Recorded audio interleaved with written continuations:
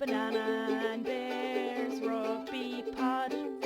Be quick now because the daylight will be gone here and we'll be sitting in the darkness. I also have no charging port, so we're gonna be fashed.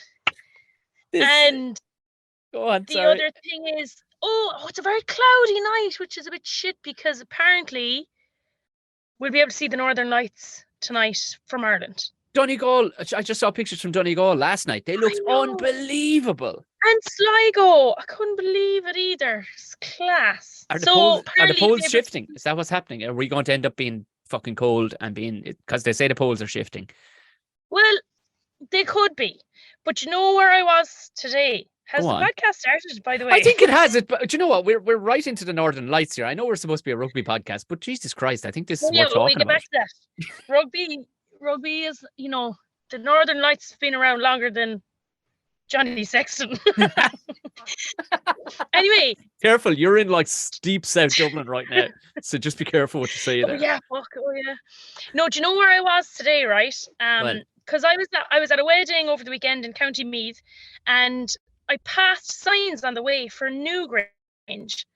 And I have never been there before, but I studied Leaving Cert art, and you study Newgrange to death. Yes. You know all the symbols, the direction of the swirls, and the center, on the entrance stone, there's one little line that's kind of off center, and then 4 spirals to the right. We knew every inch of the exterior and the designs and all the Celtic symbols and all the rest from art.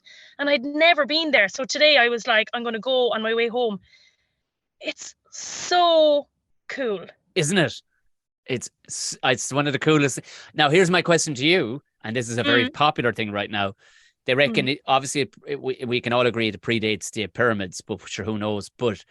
And they went, it's maybe 5,000 years old. I wager it's way older than that. Way older than that. I think we're talking 20,000 years ago. I think Newgrange is. Yeah. Minimum. Because I was thinking about this, and I think about this a lot, and I wanted to ask the guide, but she actually kind of answered it before I got a chance to even ask. What I was wondering was, have we already found out everything about this? Have we reached the limit on what we can learn about this? Because we know very little about the people. Yeah. We don't know what they wore. We don't know we kind of put this pagan music and stuff with their rituals, and we don't even know what they used Newgrange for. But they are still discovering more and more things from DNA samples. Right. Yeah. They're still learning. And you know what they did? So this made sense to me how she explained it. And we'll get on to the rugby. Rugby seems so insignificant when you talk definitely about coming. The rugby is definitely coming. Maybe we could find, if we're really good storytellers, we could find an amazing segue at some point to get into the rugby rather than just a chop change. Let's see, can we navigate? The summer solstice, the winter solstice, and perhaps the celestial being that possibly Caelan Doris has become could be that Caelan Doris is related to these people. Is he Finn McCool reborn? This is... Could be. Yeah. Because I'd say that's kind of what they looked like. He's got bright blue eyes and kind of there's not a wildness. So Scandinavian, yes. kind of Viking, Irish Viking style. Anyway, I totally forget what I was going to say. How the new DNA that they're discovering and stuff like that. Oh yeah, so it was used as a burial tomb. So they have they found different body parts in there. So they believe that it was used to bury people. And one of the bodies that they found, and the DNA samples have shown that he only had one genome. So was the product of the same family. Yes. So incest. Not suggesting that anybody is incest, but that they were protecting their bloodline so much, because I reckon that and this is how she explained it, and this is how I was kind of starting to feel about it. Do you know their whole trapping the sunlight of the winter solstice? Mm-hmm. They wanted to give off the message that they were they had superpowers, and Yeah. they were kind of had this connection with the sun, and people like looked up to them. So to keep that secret safe, like they were just very inbred and protected their bloodline that way. So it could have carried on. Well, they will have carried on. Their bloodline will have carried on into people that we know today. And have you ever done one of those swabs? Like a DNA No, I've never swab? done one. No. I mean, look at me, Anna. I mean, they're not going to find a whole file of anything. Well, But I tell you something, I used to think I was very exotic, not least my, European good looks. yeah. The capelesses, like Yeah. capelesses and The caprices. the complete. Do you know in the girls' team and we're playing Spain now, they call me Caplice because there's another Anna. Okay, So they call me Caplice. that's even gotten Yeah. cooler again. Jesus. So I thought I was very exotic. Anyway, my DNA results came back. Go on. I'm less than 1% Great British, whatever that means.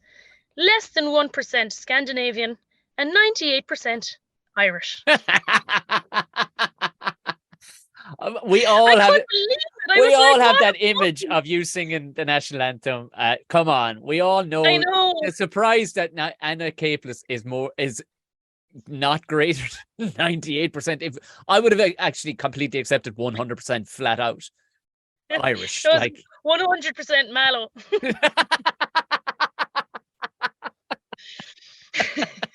But yeah, maybe I'm the descendant of the incestuous Newgrangers.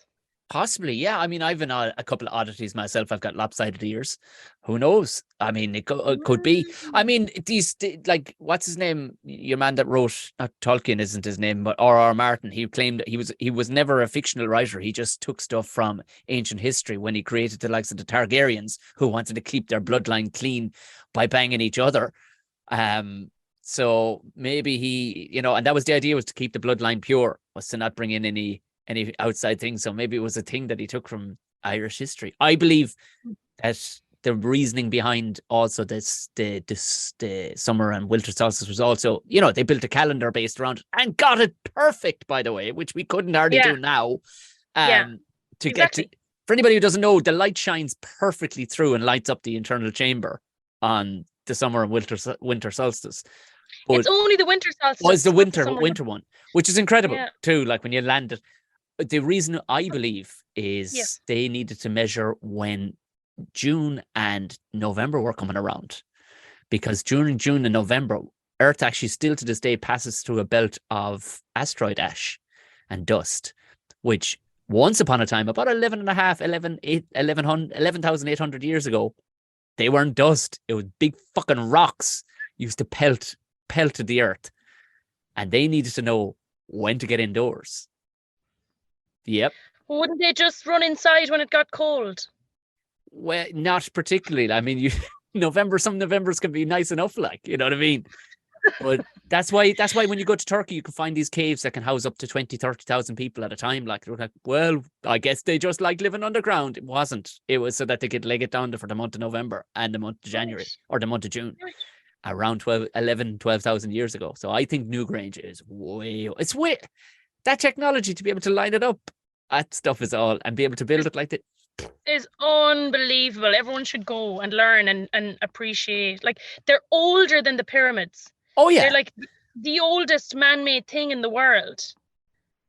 And like I said, I don't think they can just put, oh well, one minute we were hunter-gatherers, next we were unbelievable charters of the sky.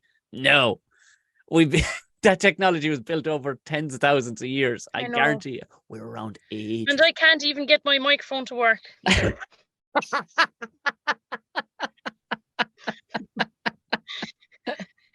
Maybe I'm not part of the gene pool. Or maybe too deep in the gene pool, possibly.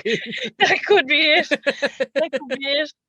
Anyway, we talk about some rugby. Yes, you missed everything. You were off gallivanting the weekend. You're back in Ireland, gallivanting.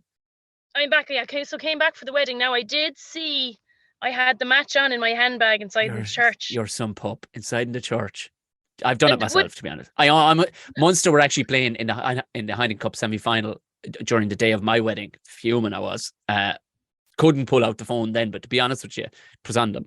It was on my mind. It was. What's the score there, father?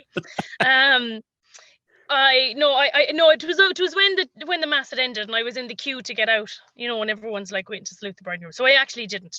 I didn't watch it while the ceremony was on. Off. And we do put this out in video format, but you don't worry about that. Oh yeah. Oh yeah.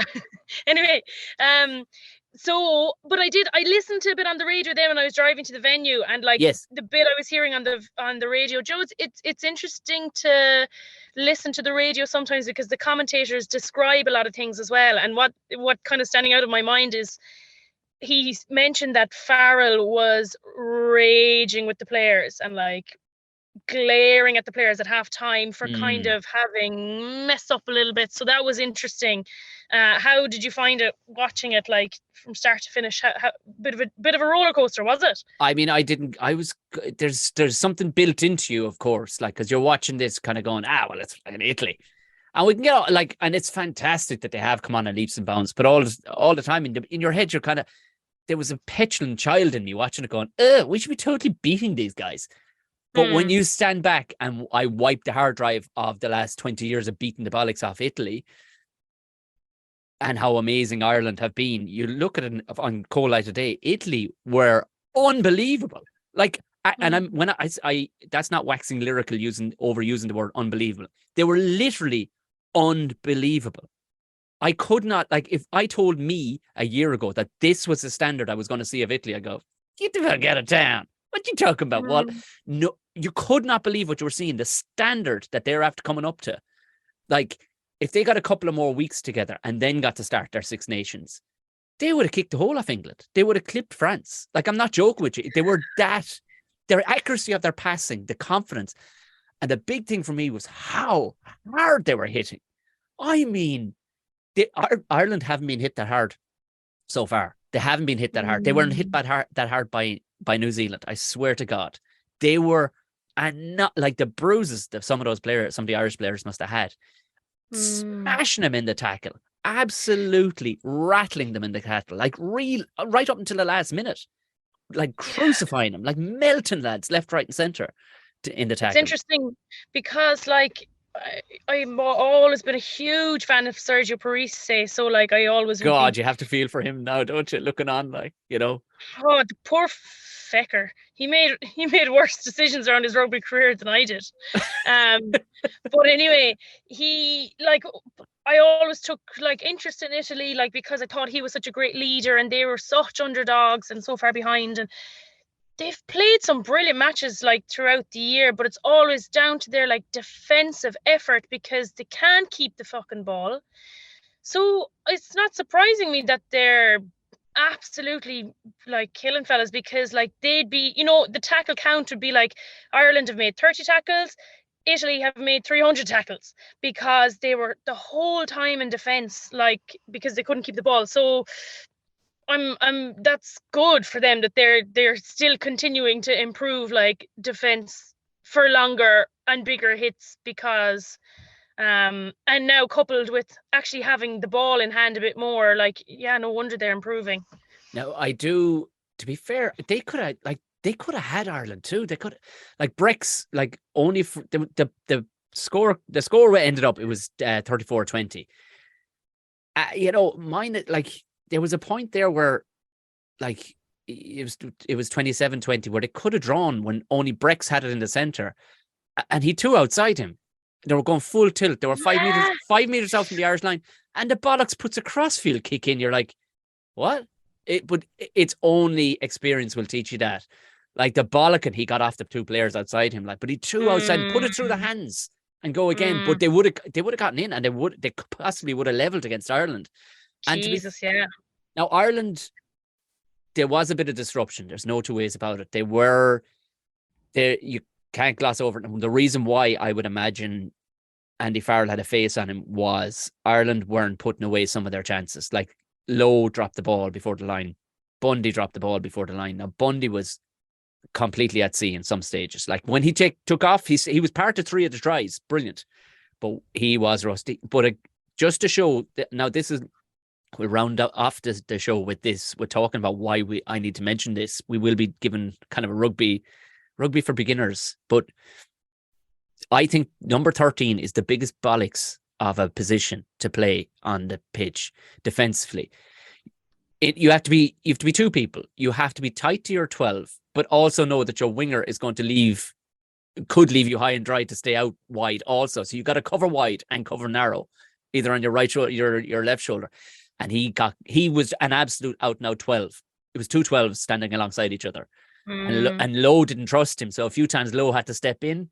Whereas Gary Ringrose, if you look how wide he makes himself even look to get across in front of fellas, to push fellas, drive fellas out to the wing.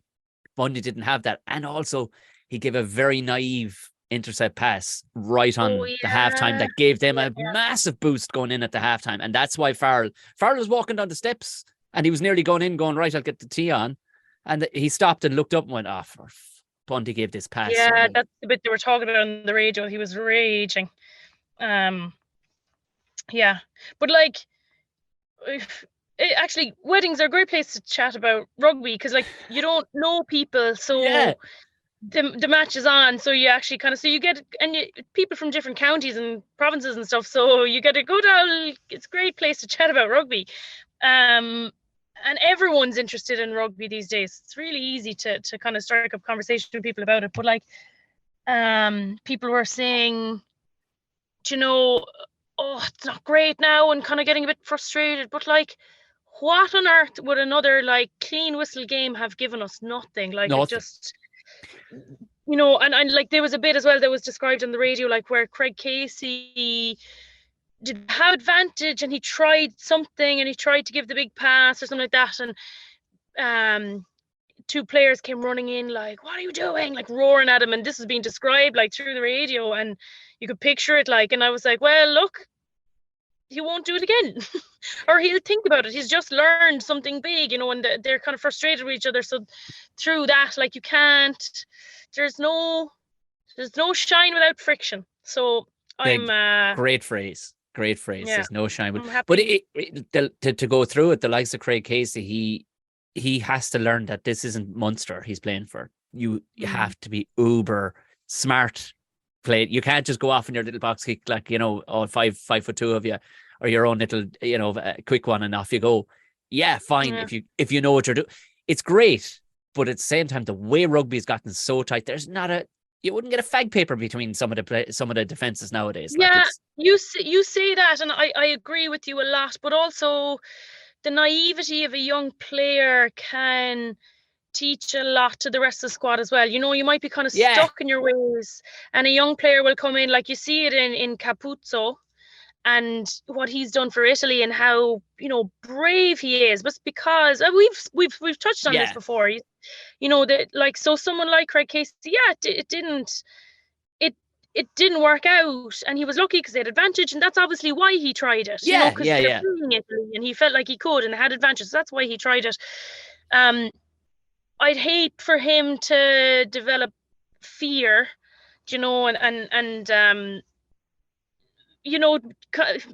become more conservative player because it's not a welcome space to try things like that. So although you learn, it's still important for someone like Craig Casey, and the character he has and the energy he has is so lovely, and everyone loves it. I love seeing it and seeing a young player come in that's got something new to offer, that we don't stamp that out of them. So it's a very, if you get the balance right, you've struck gold. I love his trademark sprinting in before everybody else. Have you seen that? He has to beat everybody else into the dressing room. I love that. That's just such a dog. Like, every time has to beat everybody into the dressing room. Yeah, I really like that as well. I've started to do that because we did it one day in a match. It was a really fucking intense game for Ireland now, and at half time we were literally like, come on, and we all like sprinted in, the other team was sprinting in, like, and it's really fun. It was like great crack. But I realized that I came out feeling better in the second half after doing that, because usually when the whistle goes at halftime, you kind of jog in and you're like, whoa. But when I started to do that sprint in, and even when the rest of the team wasn't doing it, I kept doing it, because you arrive into the dressing room then with your heart rate still high. So is it So like you an kind emotional dump at the end where you're like, oh, flopping in, but Yeah. instead you don't let that dog in. Like you just go, no, Yes, no, no, no. Yeah, I love that. exactly. Yeah. Yeah. And I didn't learn that till like late in my career, because you take half time for a time to like, but I realized that it didn't help me, and it would have preferred. So I presume that Craig Casey's the same, that he enjoys that feeling as well, and he needs that feeling. This is starting to look a bit like the Blair Witch Project. I like it. It's getting real eerie to the audio listeners. Like Anna is getting more and more sinister as don't turn on the light in your car because the battery will run. Okay. Oh, yeah. Well, I've started to look like a thumb again. The angle's not great. I'll leave the lights off. It's grand. I like it. There's something very witching about it, given that we. Oh Christ! Okay. That's brilliant. If we learned a handful of things, Tom O'Toole is a safe pair of hands. Also, he came on and absolutely riddled his opposite number to the point that they took him off and then buried, because poor old Finley Conroe's Beelum went off with a busted knee. Now it looks like Tig may be back by the next one, but I felt really bad for the guy. He tried to play on and everything. They strapped him up and he jumped up like a no, it's fine, I'll run it off. And you're like, man, you're not gonna run it. You can see he had the long studs on. No. And you know what happens. Long studs, front row studs, the leg stays one place, the knee decides we're turning now. Stop. No. I won't. We've all been there. Also, we learned that I learned Hugo Keenan might be the best fullback of the last decade. He is made of the kind of he is operating in a dimension that Neo operated in the Matrix. For his try, he took a pass at full throttle. And the work he had to do, there were so many moments in the stepping, the turning, the handoff, so many moments, like tiny nuances that, my good God, it would take a ninja to be able to get to the standard he's at. Like another fellow would have just jammed out the elbow, maybe hit the deck. He just made it look so effortless. Like he literally looked like a gymnast or a ballerina, just the way he, at full pelt, never drops a ball. And he gets up like it ain't no thing. Runs back. You're like, yeah, you'd be high-fiving yourself all over the place for a try like that. Incredible. We need to protect him at all costs. Oh, but you know what? He has the look and build of a guy, and Mike Haley kind of has it too. It's that they have this unbelievable ability to nearly dislodge the jelly hips or something, jelly joints from the hips down. That a tackle, whereas you'd normally take you'd have a stiff leg to a degree in a tackle. Their legs just seem to give way with the impact and go with it, which is very martial arts kind of thing to do, is to kind of just go with the impact until the player just flops off the other side of the hit. Yeah. Incredible. Now, to circle back, people were cribbing about Craig Casey that he wasn't actually fast enough from the base of the ruck. And it was highlighted in that, yes, his hands are rapid, and I'll give the reason why. At about I think it must have been the late 60s, early 70s mark, Conor Murray came on. Jack Conant went off. Ryan Baird came on. Outrageous. But what happened was Caelan Doris went to number 8 again, and everything changed. I mean, literally everything changed. Nobody's fitness was waning. It wasn't that Italy was fit as fleas. Literally, the second he went to number 8, he was in a different role. And he just kept on hitting people. And he was breaking through every single tackle. So now all of a sudden, Murray had an absolute armchair ride. Every time he could just look back and know, Grant, Doris will break through. It'll be clean for me after that. And it was out, away, gone every time. And I think Jack Conant he didn't do himself many favors. He didn't make, like, I know it's hard to compare against good God Almighty, that what Doris is doing, but the difference in him switching over from 6 to 8 when Conant went off, had he been there since the beginning, it could have been a completely different. I think it would have been he's worth 14 points, I think, in what he's doing for the speed of ruck, because you can't align in the defense when it's coming out that fast. It's coming out at under 2 seconds, like, do you know? And then Murray showed he's still got the class. He made a break. But he spotted 2 soft shoulders, got through, and dropped it off into Big Mac's hands for his second try. of the game. Well, who had a bit of work to do himself? He sidestepped Capuzzo, and there was a moment where you could see a smile coming across his big old moustache face, going, "I can't believe I just stepped this guy," like, because he's the hot thing. The audience were going bananas every time he got the ball, and then for Mack Hansen to just step him, just give him a little in and out, went around it for a try under the post. Like, did he get man the match? He did. Oh, by the way, this is where I wanted to round up on the Ireland stuff. This is the new appreciation of, well, this side anyway for now is even though myself and Mack Hansen pretty much have the same mustache thing going on right now, but it's the Mack Hansen appreciation podcast right now, because I love that guy so much and his honesty, right? So he's up, right? I know what you're talking about. It was give him Dick of the Day for this as well. Yeah, it is Dick of the Dick of the Day. We got Dick of the Day last week. I saw it. He hits the microphone and he says, "Fuck." Yeah, but it's so Australian. It's like he hits it. He goes, "Oh yeah, you know." "Oh fuck," and he's like, "Oh pardon." You're like, "Yeah, pardon." And it was so cute. It's so adorable. Like, he's just like, pardon. Like he was going to get given out to my mammy. Like, it was brilliant. It was so natural. It was so cute. But people love that. Of course they do. Bit of character. I screenshotted something as well. Oh yes. So I was trying to screenshot some tweet, and I ended up screenshotting this and said, "Oh, can you see that?" It's just a dick. Dick drawn around the you know what it is? It's someone that's spray painting willies around potholes so that the council has to come and attend to the pothole. Do you know what he calls himself? Go on. Wanksy.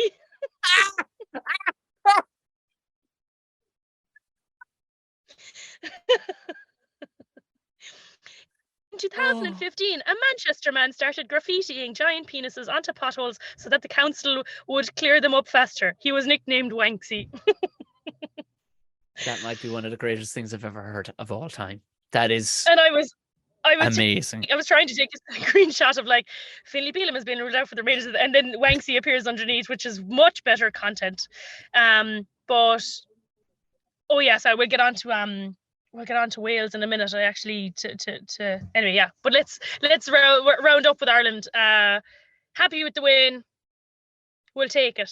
Happy with the win, and we got to. I think why Farrell was, he might have had a face in him in the moment, but I think overall like the Six Nations itself is a little World Cup, and it gives you a good test run to see when the wheels come off the wagon a small bit. How do you handle under pressure? James Ryan was brilliant. I think Ryan Baird might be, God almighty, he's unbelievable athlete. Like, I think he came on, made an unbelievable steal. He was just Ian Henderson. He's the old dog for the old road, but I think if it's a dry track, I think maybe we might be putting Ryan Baird on instead. I think he just looked like he was made of the same stuff Doris is made of. Whatever, not overly bulky, but just iron. Just like absolute iron, these guys athleticism to boot as well on top of that. It was just so impressive when he came on. But I just think like the atmosphere, the environment that they have in Leinster is producing something unbelievable, because I often think about this, the only reason Messi is as good a footballer as he is because of Cristiano Ronaldo. And the only reason Cristiano Ronaldo is as good as he is because of Messi. Because they were pushing each other all the time to beat each other. So I can imagine above in Leinster, they've just fostered this, and not to take away from the amazing work that everyone else does in their own provinces as well, but just the lads that are churning out in Leinster. I know it's been this way for ages, but just continues its form. It's just foolproof form, whatever it is. And Leo Cullen has extended his contract with them as well. So I don't know, however we bottle that up to kind of, it's the envy of the world, you know what I mean? The way they are at the minute, the way it is. Like, when you can pay your rugby coach for a school, if you can pay him 80,000 a year, you know what I mean? Which is what some of these lads are getting. They have psychologists, they have nutritionists. Like, I heard somebody talking the other day that they were coaching an under 13 team from, I don't know, we'll say Bray or somewhere else in Dublin, but they played against young lads who were, they were under 13, but they were going to private schools, a lot of them. So they just had unbelievable training. These guys were pulling screen passes and like phenomenal. Like they beat them like 110-7 or something. Like ludicrous. These lads were playing like pro rugby players at 13, like, under 13. So I know. I'm very envious of it in terms of like women's rugby. I wish we had the same thing. But we don't have to get into it now. If we can for a second, just share a moment about Tom Tierney. 100%. I was going to leave it to the end, but 100% because it's right to do it now because the Ireland yes, thing. And just talking about even the school system and even like the under 20. I remember saying to you last week that Guinness sent me a pack. I do. I remember it well. My jealousy is still there. I know. I enjoyed it on Friday night, watching the under 20s, and I was on my own at home when I used my little nitro surge and I poured myself a Guinness, and I was like, it was nice actually that no one was there to annoy me. I just had a moment on my own, like thinking of Tom, watching the under 20s, because obviously he was the under 20s coach, and he I just thought it was really a really nice moment to think of him, because he'd only died like that morning. And obviously the message went out, but he used to be our coach in Ireland, and like it's just so incredibly sad. And that's all. I just wanted to talk about him and just say how sad it was, and how we've like lost a huge character there, in like pure Limerick man, pure Munster man, like a gas character. And like my timeline of rugby, like rugby players that you never thought Tom might have known or been connected to, were basically tweeting like, this is so sad. Tom was such a character, and like they loved playing with him. And I can imagine, like, even as our coach, he always had like fantastic energy, like to bring onto the pitch, and he worked so hard for us, and he would have always done as a coach. So he's a huge loss. And thinking about, we hear talking about rugby to death and analysing and getting wound up, but like rugby and sport isn't about winning and losing. It's about the people and the moments that like enrich your life. And Tom was definitely someone that did that for a lot of teams and a lot of people. And he gave me my first Irish 15s cap, and I remember forever the phone call, Tom Tierney flashing up on the screen. Well, Anna, how are you? Pure like frank. He was delighted delivering the message as well. He gave a lot of girls their first cap, because it was a new era, and like you're gonna start at 6 on Saturday, and you're going to get your first Irish cap on Saturday versus Canada. Like, is that okay? Yeah. He was like, and go out there now and prove yourself, because you're training better than most of them. Yeah, thanks, Tom. And like hang up the phone, and just like, I actually wrote about that in my columns. Like, a coach, after making a phone call like that, they never know what the player does after you hang up. They never see it. Yes. But I fell on the floor, bawling my eyes out, because it had finally happened. For me, and I had worked so hard to get there, and Tom was the man who gave it to me. And a lot of players will have the same story, and he's a huge loss, and I wanted to kind of just chat about him for a minute. Well, that's beautifully put too, and a really nice thread to tie back to him and your personal meeting and knowing the guy. And I didn't know him; I knew him only to see as a player and a fan. But of course, our condolences go out to the family and all the people affected. Very, very, very sad. Very sad.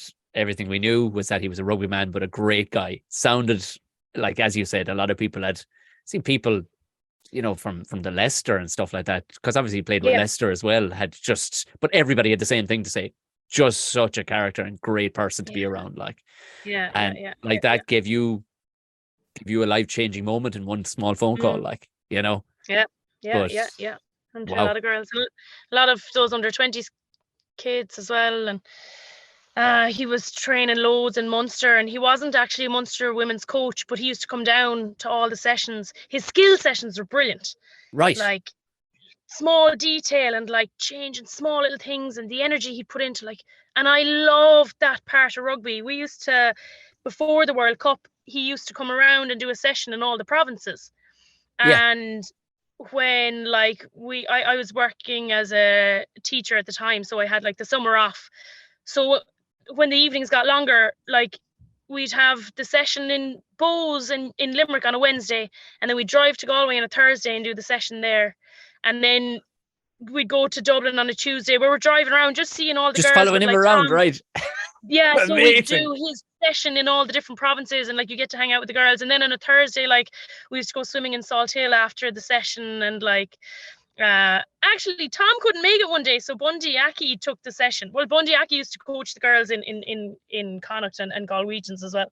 So but that's a nice way to segue back. But we'll never forget like those days with Tom, and the build up to the World Cup, like in the summer, and how hard we worked and how hard he worked, like driving around. He spent the whole summer on the road, like out delivering like sessions to all the girls, which they don't do anymore, which is sad. Like they've centralized everything in Dublin, so they need that to come back. Like your head coach, he was the head coach, driving down to Galway, driving up to Dublin. He was living in Limerick, like, you know, and he was the head coach. They didn't pick anyone locally. Like he was out on the job. Yeah. Amazing. So, well, a lovely yeah. way to remember him too. You know what I mean? As the class act that he was. Yeah. Right. Moving on to the drabbest game of the weekend. As we guessed, we talked about it last week that we were kind of guessing it was going to be this. Now, like, do you know what it was? It was a game from like 7 years ago. That's what. Do you know the way rugby has gone so cool to watch now? Like, it's so cool. Yeah. Like, do you ever watch back like? Back to 2006 final, and I thought it was one of the best games of rugby I'd ever seen. And you watch back a few years and you're like, what the fuck is this shite? Well, it's so slow. It's so lethargic. It's so. I mean, it's still great rugby, and there's a lot of grit and fight in it. But that's kind of what they were. It was like, oh, this is not interesting at all to watch. Like you wouldn't. How you're going to lose fans? Meanwhile, Italy has to be boom. Like Italy hit record numbers, by the way. Now it wasn't a full house, but it was bloody record numbers. People with the faces painted. England, Wales. It's. I mean, God, and it's such a we talked about it. It's the greatest stadium on earth. It looks so cool under the camera. Like really, the game was actually in the balance up until the 70. I think it was 74th, 75th minute. It was like 15-10. Do you know what I mean? It was absolutely a 15-10 game too. Like when all these other teams are scoring tries left, right, and center. It was an absolutely 15-10 yawn fest. Like, you know, it was like. But like, so would do you know what? Remember last week we were kind of like they should strike, and it's funny because I was listening to. You sound like one of my son's cartoons for a moment. We're like, we should strike. It was like so enthusiastic. yeah. Go Pokeball. Anyway, I was listening to Lindsay Peat on what is the name of their podcast? I can never remember it. House of Rugby. Yes. And like she was saying the exact same things as me, just just kind of from the nature of like the little revolution we had last year in Irish women's rugby. And me and Lindsay both had the same tone in terms of like, well, look, they should strike. And she was saying the exact same things that we had talked about last week. So at the end of our podcast last week, when we were talking about Wales, we were like, yeah, they should strike. Well, we hope they do strike because we were waiting for them to come out of the meeting. Anyway, as soon as our podcast went out, sure, the game was going ahead. So anyone who listens was like, oh, fucker, these fuckers are behind the time anyway. But what I was like, do you know what would be unreal now? Because the thing about striking was that they'd lose the revenue, which is essentially what they need. And the union needs, I was like, imagine if they walked out on the pitch and England kicked off and all the Welsh players stood there. And didn't catch the ball and stood with their studs on the ground and didn't move. They'd already have everyone's money. Would have been more exciting than the yawn fest that was produced, I'd say. I'd love to be there for something like that. I know you don't get the game and the English fans would have been pissed off, but it's a big historical thing if you did that. Imagine they did that. I was kind of half hoping they would. It's nearly like the number 8 that Ireland formed the time they beat New Zealand in Mm. facing up to the haka or whatever. Like it just, you're right. Like it would have been amazing, but no, I mean, Yeah. it was gone back to. But I mean, I'm all for having a bit of old school talent on, but you've Alan Jones running around there, like, my God Almighty, like, it's a man. Oh. Like, if you cannot replace a man who's on his nearly 140th cap, you have to, like, these days nobody's getting to the ton. There'll be a handful get to it, and that's it. But come the next kind of generation, you won't, like, because injuries. I mean, Halfpenny, I call him. Fuck it, yeah, Halfpenny. He was on, and I mean, he's got a banger of a right foot, but he's lost his zip. They got their try with a very, very naive. Now I say Bundy Aki's pass for the intercept was very naive. This was Rhys Zammit was literally standing on the guy's foot, going, "Give me the ball." And he just gave him the ball. They were like, "Oh my God, he was so brave standing up." You're like, he literally, like, he knew how lethargic. I think it was the center. What's his name? Lawrence, I think, just literally, like, this wasn't a swung out pass. There's intercepts all weekend, actually. This wasn't a swung out pass that you'd see from Finn Russell. This was a real, like, he looked at the man. He looked at Rhys Zammit and passed it straight into his breadbasket. Zammit put the foot down. I mean, he's the only Dragon Ball Z is a good name for him, actually, because with the old Z, he should definitely get, like, he needs to, like, with a name like Rhys Zammit, he needs, I know they're calling him Grease Zammit or something. I was like, no, he needs to be Z stenciled into the side of his head like a lightning bolt. He needs to get this shit going, like. But Dragon Ball Z. But you don't even need to give him a nickname, because Louis Rhys Zammit is so cool already. It's a great name, actually. It's a great name. Great name. He got in. I was reading. Oh, sorry. Yeah. No. I've nothing more really to add. I mean, God Almighty, it was fucking hell. It was, like I said, it was right. It was a yawn fest. They scored their tries well, but, like, it was just through the hands stuff. You're like, oh God, right. I'm glad we played Wales early when we had a bit more respect for them. Yeah, because right now the wheels have come off the wagon. But to be fair, England weren't a whole pile.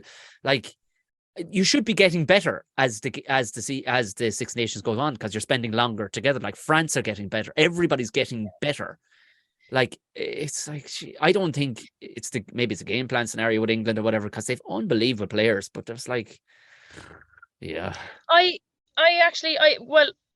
like I was saying, I didn't see the game, even though the only highlight I saw of it was some poor player got his pants pulled down and his arse came out. I saw that. Yeah. That was the most interesting thing about the game was genuinely, I kind of went back to it a few times going, that's worth seeing again. It's so funny when it happens when you see this big white arse like glaring into the light. I'm amazed it doesn't happen more with malls and stuff. I'm amazed it doesn't happen more. Like, yeah, but like you tie your shorts. But I think what's happening in the men's game now is they're not tying their shorts because they want their budgie smugglers to come out. Because it looks really funny. For sponsorship, do you see are they all trying to get the Donegal Caelan deal going on, like, with him running around in the Superman underpants? So many pictures of rugby players and their shorts being pulled down, the budgie smugglers are hanging out, so it's a really cool picture. Like, they're all, I feel like that's what they're doing. So obviously then, though, if you get a grip of the budgie smuggler as well, sure, your whole arse will come out. But, like, I don't think it's happened to me. If it has, it's because I didn't tie the string on my shorts. But, like, do you know? Okay, well, you heard it here first. Tie the string in your shorts. This is not only just a conspiracy. This is a straight up flagrant allegation being made by Anna Capeless here on our podcast. They're not tying their shorts deliberately. Yeah, because there might be a little bit of a win bonus if you do show the other smugglers. Is that what you're thinking? We've mentioned budgie smugglers so often on this podcast, by the way. We definitely we need to be getting some. I'm off the chocolate for Lent to try and get in shape for summer to get the bod going. I don't know what I'm going to do with it, but because we get a banana and bear pair. I actually just got a new pair of budgie smugglers with bananas on them. So brilliant. Did I tell you that I went to buy them in Bondi Beach? A horrendous story. You drove across in the pissings of rain and everything. They sent them to me. Yeah, they actually sent them out to you. They did. Of Right. course they Well, did. We go way back. if anybody We'll from go Budgie way Smugglers is back. listening, we need a combo, a bear and bananas, not just one eating a bear and Banana and bears. banana and bear on it. Wow, that's an interesting allegation. I like it. I'm running with it. I 100% believe you because you've I played at the think it top is. level of rugby. You're a barbarian, for Christ's sake. You know all about these kind of things. I could only speculate, and I really hope you're right.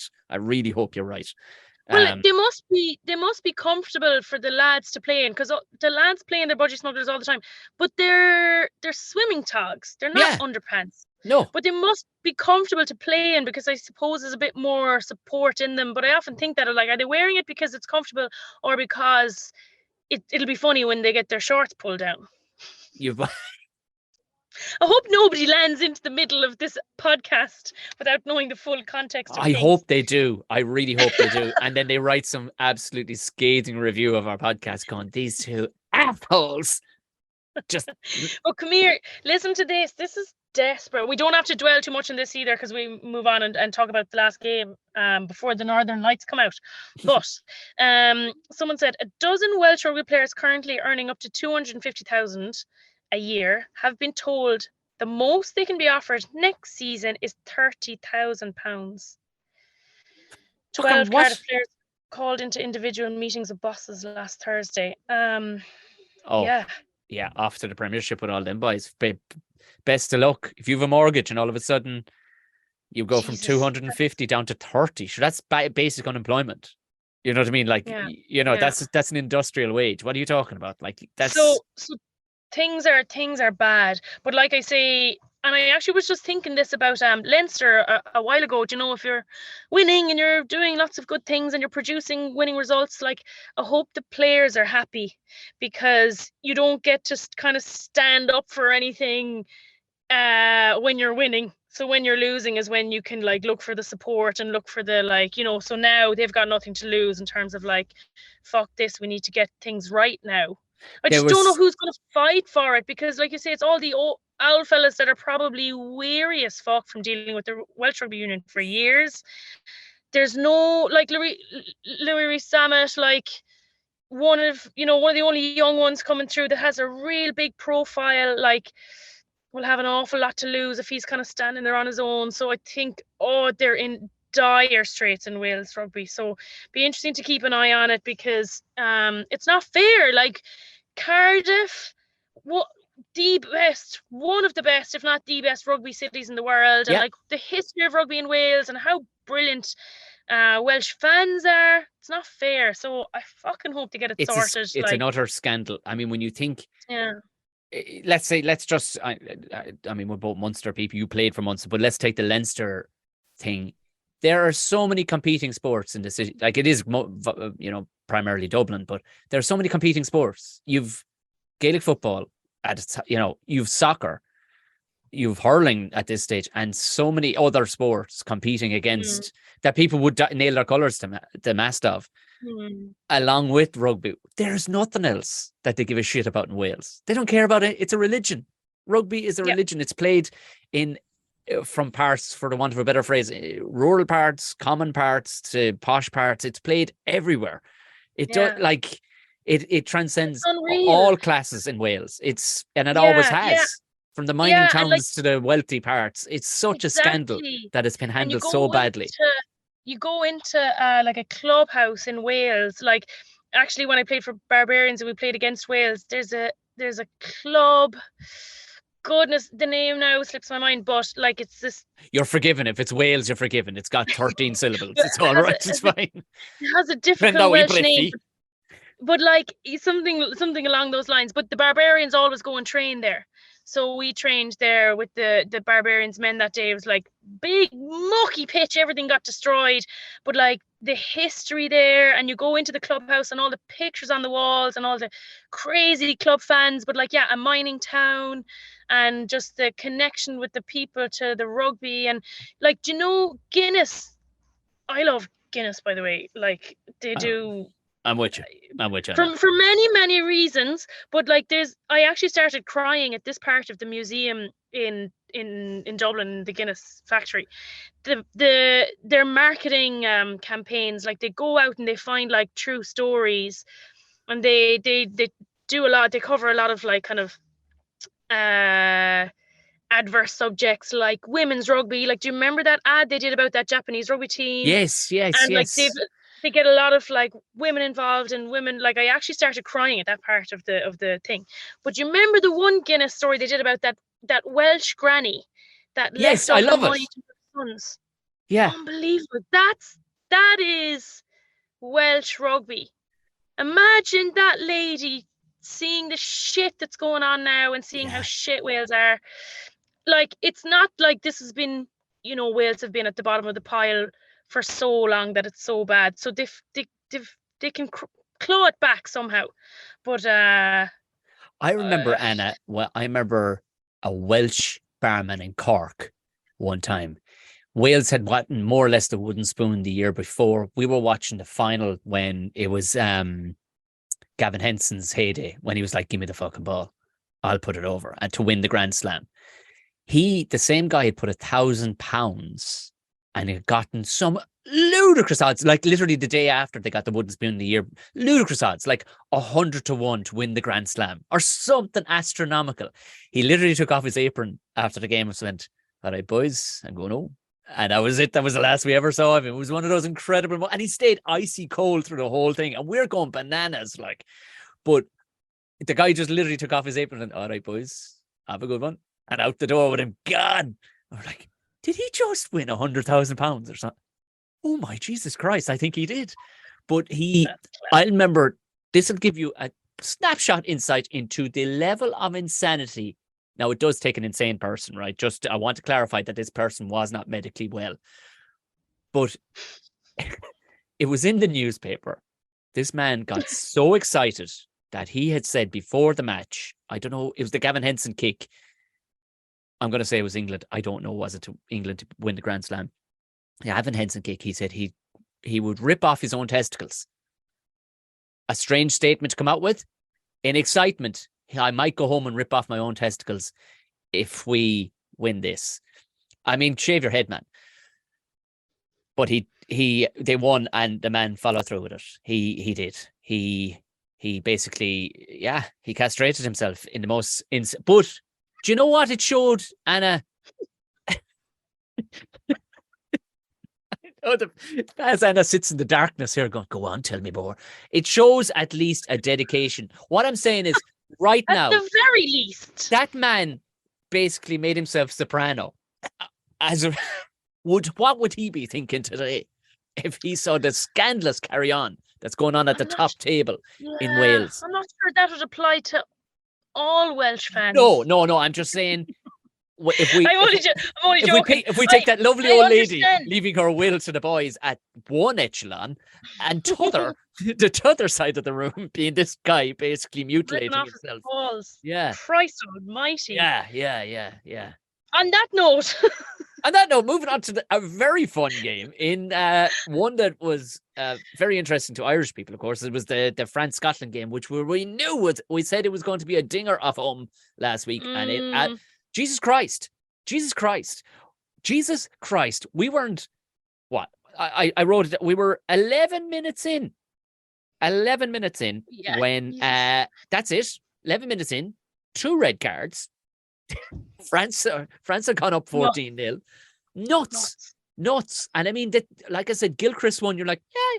Oh, wait. And when they did run it back, you're like, yeah, right. He did tuck the arm. He didn't try and wrap. His shoulder was straight to the head. But it was while somebody else was tackling, so it was masked well. Do you know what I mean? Yeah. I thought I couldn't hear the conversation because I actually did see most of this game because I was in the bar at the wedding. And again, you're around all these like people that you don't know watching the game, so you get interesting conversation pieces out of people. And like, we literally just turned it on, red card. I was like, oh fuck. But they were discussing it for a while, but we couldn't hear. And I was wondering, were they going to use the fact that it was like he was being tackled into him, like the movement was coming against him with the tackle from the other side, were they going to use that as like a mitigating factor?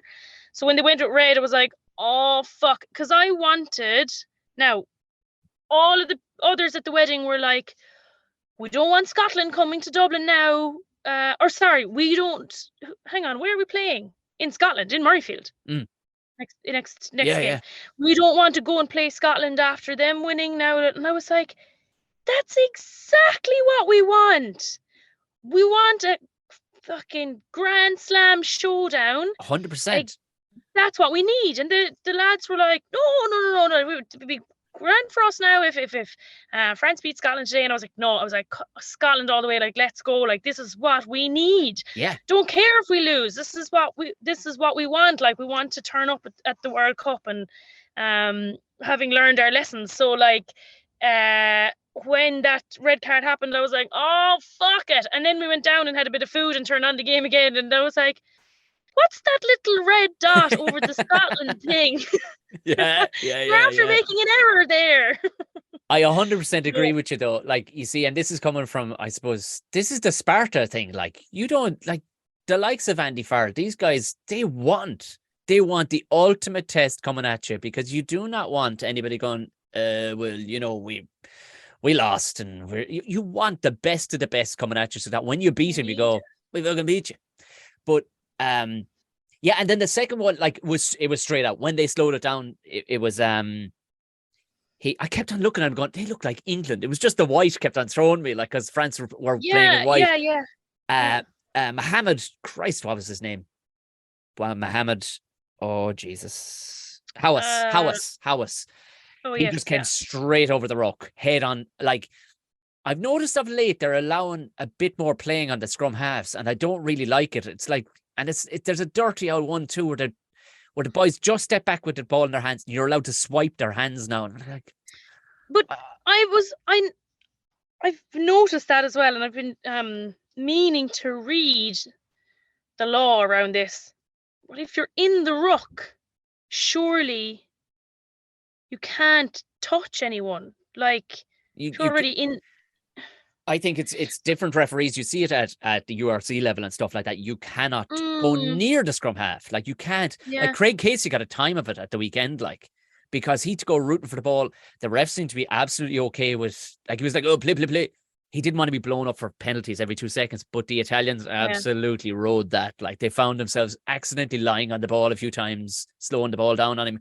But he got roughed up a few times, like, where the ref was just like, yeah, well, it is what it is. And you're like, no, the scrum half is the linchpin to the game being interesting. They are the fulcrum between the lads blasting over each other and the rockets outside. So if the game is slowed down at that point by skullduggery, you've ruined the game. I get you don't want to give penalties every 2 seconds, but give a couple. Now, fair play. I can't remember this. What's his name? It's not. I keep on saying Ali. It's not Ali. Is his name? Who was scrum half for Scotland? He got basically a cow's head from a man, Mohammed Hawas. His head is the size of a cow. It was time and a half the size of your man's head connected with his full tilt like a rocket. He came over the top of the ruck. No arms, no nothing. Straight out of WWE, off the top rope. Schmack. And in fairness to him, he rolled up out of it. He was like, all right, that all you like. A lot of heads would have exploded on entry point there, like, because that guy's head was so big. But once they rolled, you have to get up, or else you delay for a second, you're off. Yeah, but so, I mean, there's times too. No, and obviously it's not always a choice either. So, like, fair play, you're right for getting up, but like, if you've any bit of kind of consciousness at all, you're like up, which isn't great. I don't agree with it or anything, but that's what players will do. Oh, of course. But and my feeling is, I 100% understand in the moment you're jumping up. No, I'm grand. Well, you're fine. Yeah. Ashley barely connected.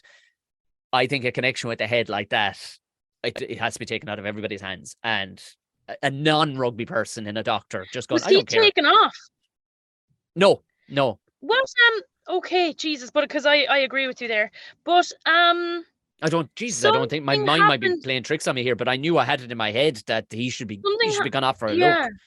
Yeah, definitely. I agree with that. Especially if you're looking at it on a fucking big screen and showing it to everyone, just to kind of make that the norm then, as opposed to like a question mark. You took a slap to the head, off you go. Something happened and I was reading comments to try and understand what happened, but there was a team doctor intervened at one stage, or a match day doctor, I'm not sure, in some game this weekend with something to say or I'll God. come back to that. I'll go and find out what exactly that was. But I thought you might have remarked it. But it seemed to be kind of an on the side thing, or did he intervene? Or That sounds really familiar, but I'm drawing a blank on it. I don't know what it is. Yeah. Like, good God. No. When you have I'll, a 3-year-old climbing up the top of your head, jumping oh, yeah. off. Yeah, he was very excited he gets very excited watching rugby, but sometimes trying to watch the finer nuances of the thing, they tend to pass me by from time to time because yes. he's like, this is because he sees a scrum. He's like, yeah, he wants to scrummage the table. He wants to scrummage me. He wants to scrummage the dog. It's high intensity stuff, like really, but you're watching two games. You're watching a 3-year-old who is as rough as rough as a bullock, and actually to tell you, but it was, I missed that one, but it was class. Like, if ever we thought that, because Scotland 3 years ago would have, for the want of a better phrase, would have pissed their pants at 19-0 and gone, yeah, fuck it, and said back into the sheds. They wouldn't have had the stones to come back as hard, because they came back hard. They've done it though, like they've done it against England. They have, but you'll have your giddy up against England, but they'll lose to. They lost that match, okay, on the scoreboard the other day, but by Jesus Christ, that was an arm wrestle. They were in it with France. France. Like, they really were. I mean, Hugh Jones was on the right spot, but I just love, like, there's so many beautiful things to Finn Russell's hands. The man has to ensure his hands and his feet. Even if, like, for Hugh Jones' first try, with their first try, he's standing close to him, but you could swear that you'd put your house that Russell was going to skip past him, because he tucked in his lip and everything. I was even watching the tiny bits. He tucked in his lip, like you're going to give a big hoof of a pass, swing, which he does. He can do these unbelievable passes that dip up and down, and his hands were gearing up. He was looking way past Jones, and the next thing, his fingers just gave this little 2-meter pass to Jones. Who Jones, which I like the way they spell it, Huw, who Jones, just shot through, like. But those, like, that's what people don't see. They're looking at Finn Russell going, well, he's not the most athletic. You're like, that doesn't matter. The guy's he's the best, one of the best actors I've ever seen at out half. He sold everybody. That's very hard to defend as well. Like, if you can use your eyes to look at a space when you know you're going to give a dummy, because often you'll find if someone's about to give a dummy, or they know they're not going to give a pass, they kind of look at the ground, or they're staring at a blank space. So, like, I'd be like, when I'm coaching, I'd be like, use your eyes to look at the space where you want to draw the defender into. So using facial expressions are way more, like, effective than people might realize. So yeah, exactly like that. Someone like Finn Russell now, who can, like, oh, it looked it. Yeah, that's exactly it. He's the lip tucked in. You're like, oh, this is going 20 meters. And the next thing, a little pop. And his hands didn't give away nothing, because the elbows back, but then his fingers just went pip, just popped it out like you would just a little pip out of an orange, just went pip, and into Hugh's hands. And it was a beautiful pass. Like, it just, again, so many little micro nuances. You're going, oh God, you're such a good player. Like, and then he got a great try himself towards the end. They're all about the noise. Like, they will come to Dublin all guns blazing. They won't feel that they did not get any shape of a hiding the other day. You know what I mean? We're playing in Murrayfield, aren't we? We're playing in Murrayfield, I should say. Sorry, you're right. I should say that. Yeah, no, sorry, I confused you there a while ago. There'll be 50 fucking bagpipes out, and they're going to be fucking blue-faced. They're going to, because they will come after us, because they'll look at what Italy just did. Italy didn't shy away from us. They're going to go, and it's only Ireland. It's not like, because New Zealand still carries that aura. I don't think we've built an aura yet. Yes, we have the number one spot. We haven't built an aura. They'll try and nullify us every which way. Like, whatever they can do to stop Caelan Doris, they will. But they'll dirty the ball as best they can. Like, do you know what I mean? But they won't fear us in any way. I wouldn't expect them to fear us the way they played the other day. Like, no, people were kind of, a lot of naivety, I think, from the news people I was listening to this morning. Like, they were going, I mean, the France, they're just not really sparking. I mean, this must really be infuriating. The likes of their coaching setup. I'm like, are you fucking stupid? They've got the World Cup around the corner. Do you think they're so naive as to give away the farm to us in the Six Nations. They don't give a bollocks. Not that they don't give a bollocks about the Six Nations. No, I agree. Yeah, great. Because I couldn't believe what I was hearing, that the naivety of these so-called they are rugby pundits, and I'm not slagging them off, but at the same time, it's like, come on, lads. You can surely see. Yeah. You can surely see they're getting something. Yeah, true. But that's the difficulty you get with like overanalyzing everything. Because what do I always say? The one thing you can't take away from the French is the fact that they are French. Yes. Well done. You can't. So it all the France more than any other team in the world. You could have written a book on them that could be burned in the bin in the morning because they just defy it all. Yeah, exactly. Like they do it on their terms, that's why we love them. They do it on their terms, but they do not expect to see the same France. Although, saying that, they're still doing bloody well in the Six Nations. You know what I mean? You'd swear they didn't lose the other day. Yeah, they still won. They're number 2 in the world. You know what I mean? It's. Well, you're right. Yeah, it's it's interesting. I'd love to be a fly on the wall. Oh God, yeah. This Netflix thing. Well, they showed like a clip. So at this wedding, I've seen none of the Netflix stuff at all because I'm kind of Sorry, not about Netflix. I was just when I was thinking about the management there. They showed a clip of Fabien Gaultier at the end of the match, and I just kind of like to myself, but everyone around had something to say about him, like. Jesus, that fella's gas, or everyone kind of pointed up and had a comment to say about him. He's just so interesting. But for that and like many other reasons, I agree with you that he's hatching a plan. Like they're hard at work. So many teams do it in the approach to the World Cup. The only team that never does it is Ireland. Yeah. Little old Smoky Joe over here. I can't believe there would be that naivety in Andy Farrell either. Do you know what I mean? Like, I can't believe it. I also agree with that, and I think that what he's been trying to do is foster belief. Yes. Because I think he's seen that that's kind of where there's gaps, but also we have to trust him to come up with a new fucking playbook by the summer. Yeah. Yeah. Which they seem to have. They've like just beautiful variety in their attack. So, we shall see whether history repeats it. Some stage the story has to change, so could be 2023. All of a sudden Ronan O'Gara gets parachuted in from nowhere to solve it all. Hey, whatever. Onto the pitch in front of like fucking 2-on-1 versus whoever, and Ronan O'Gara like drops into the gap where we should have been scoring a try and stops Johnny Sexton scoring the winning try. He's like, whoops. Oh, you weren't going to win a World Cup now, were ye? Oh, I just retired, so sorry, I'm not slagging him there. Just trying to make a funny joke. But yeah, I like. We have to believe that we're going to see different teams. And yeah, you're right. Fabien Gaultier, like he wears those cool. Why do you, look? If nothing else, I'm building a personality around my own moustache. Why do you think I did this? And it's not because I'm that interesting. It's to get people talking about my face. Gaultier is a brilliant man. His own goggles would get people talking about that. Nobody ever talks about Sean Edwards. Nobody ever talks about it. But that guy he changed the attitude.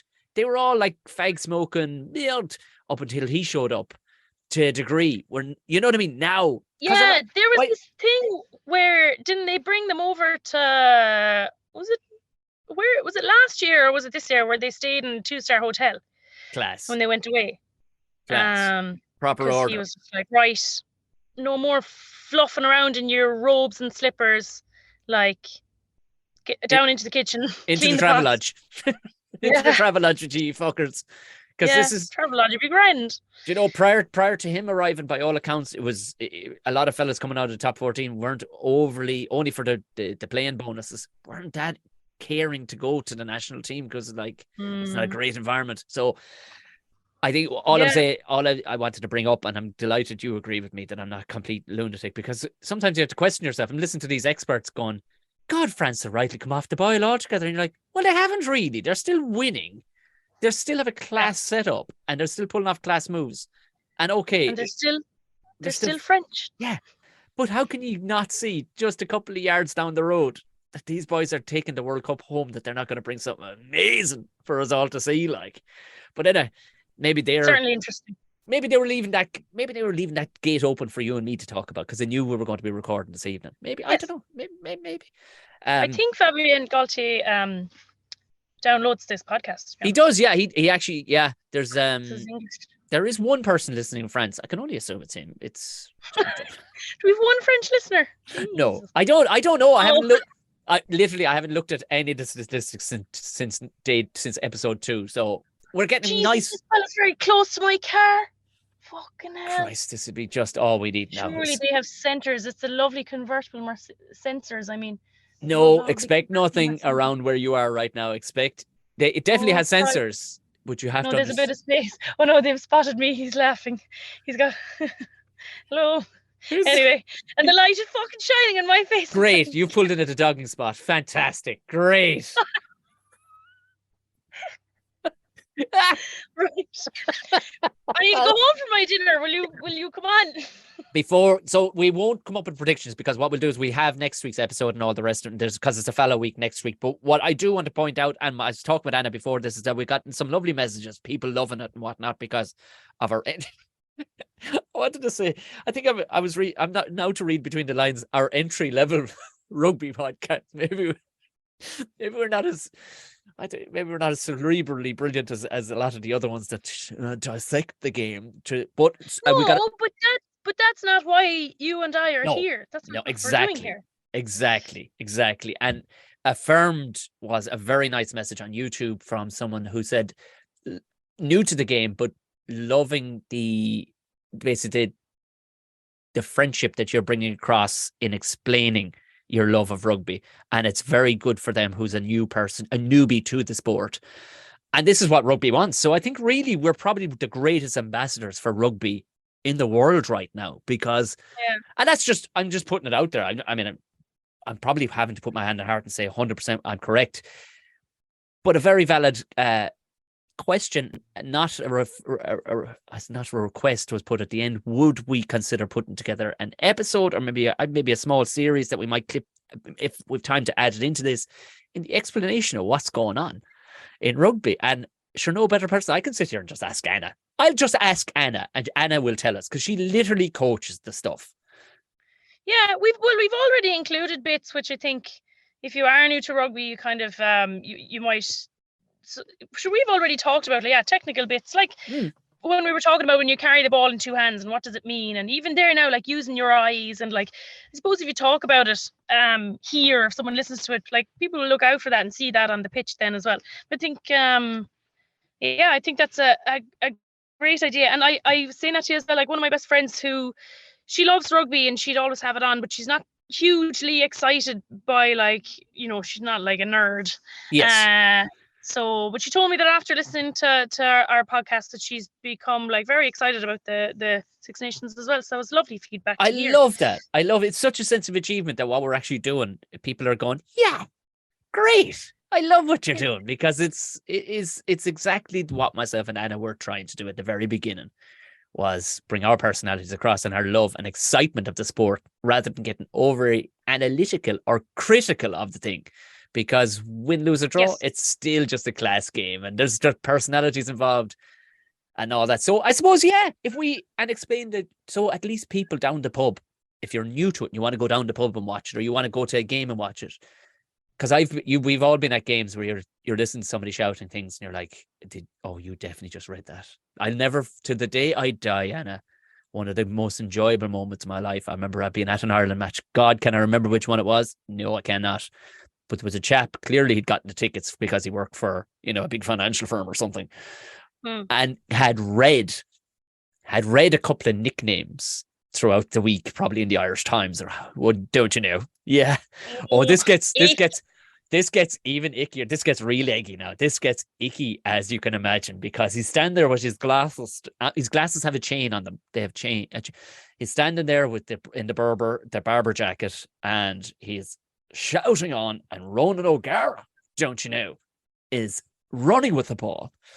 And we all know Ronan O'Gara's nickname is, what is it, Anna? Phonetically, how does it sound? Oh, no. Yes. He was saying Rog. Yes. And I swear he must have done it, and people were letting him have it because it's almost like a child. But then you kind of realize you're going, you're a 60-year-old man. What the fuck are you doing shouting "Rog"?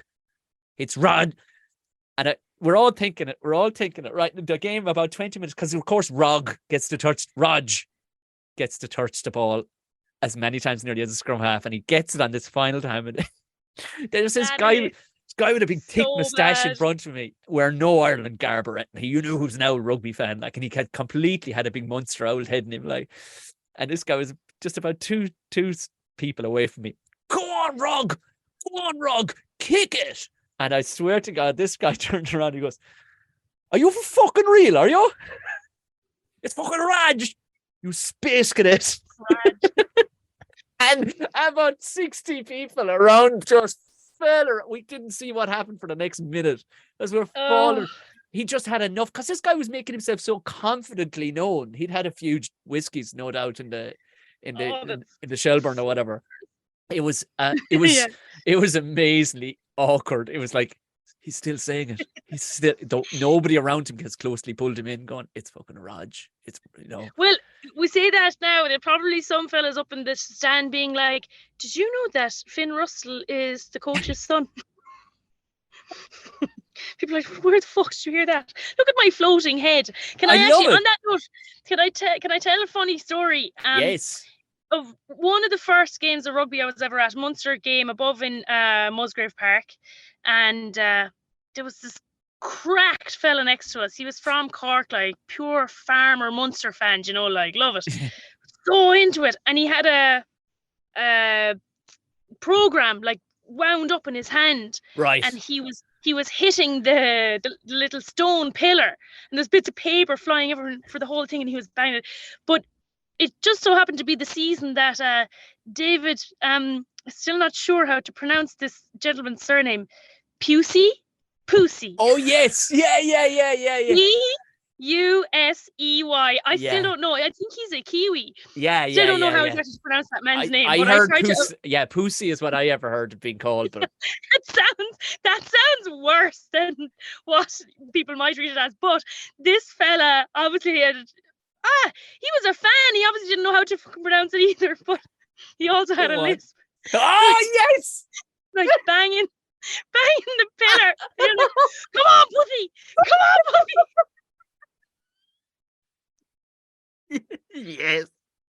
Yes.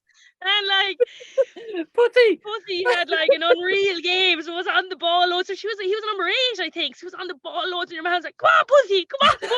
Like for the whole game, I'll never forget it. And like when the final whistle went, all the kids jump over and run onto the pitch because they're all trying to. This fella jumped over and ran after. So he ran after Puthy. He's chasing Puthy.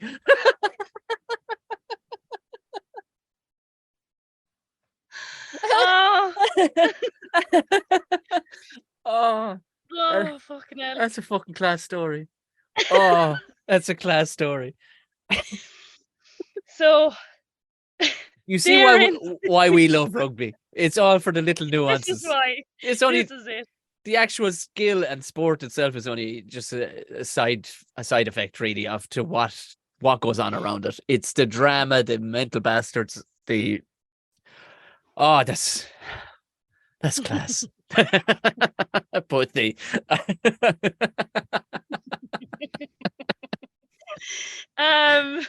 Come here, I need to go and have me dinner. Yes, Jesus Christ. And before some weird shit starts happening around your car in a darkened car park, I need to get you out of there, and it's not safe. I hope no one heard me shouting, "Come on, Puthy." I better get out of here quick. Do you know what? I'm so boring. I'm just here in my nice little podcast studio, and I feel like such a dickhead. You turn up and you're in a cupboard in Spain. You're underneath the back wheel of a bus. You're fucking inside a fucking possible dogging spot in Dublin. I love it. It's not a dogging spot. No, it's not. It's a very posh area you're in. It's very nice, actually. You know, the property is very highly valued around there, so none of that carry on will be going on around there. Yes, we'll be back. We'll be back next week. And remember to subscribe and share if you would, please. If you are listening on Spotify, which most of you are, 5 stars. Anything less than that is no good to myself or Anna. If you are listening on Apple Podcasts, please do leave a comment and the 5 stars as well. It's not that it does our ego any good, but it helps other people find it, the higher the rating and all the rest of it. I don't know how it works, but it does. If you want to get in contact with us, do. It's Banana Capeless and Tom O'Mahony Comedy. Will find us pretty much anywhere you need to. Anna, did you have an article out? Did you have an article out this week in the Evening Echo? Yes, I do. Coming out Wednesday, and it's actually is about Tom. So fantastic. Nice piece to share, because I wasn't sure. You know, sometimes you mightn't be sure what to go with, and chatting to a friend about it, and he was like, you know, people might not know about Tom, so if you tell your stories about him, people will know, and that's how they'll remember him. So I hope I did him justice by sharing a few stories, and might kind of like let people know what a character he was, and how great he was. So yeah, that'll be out on Wednesday in the Evening Echo as well. Tremendous. Right, for me, it's goodbye, Anna. Come on, Puthy. It's the banana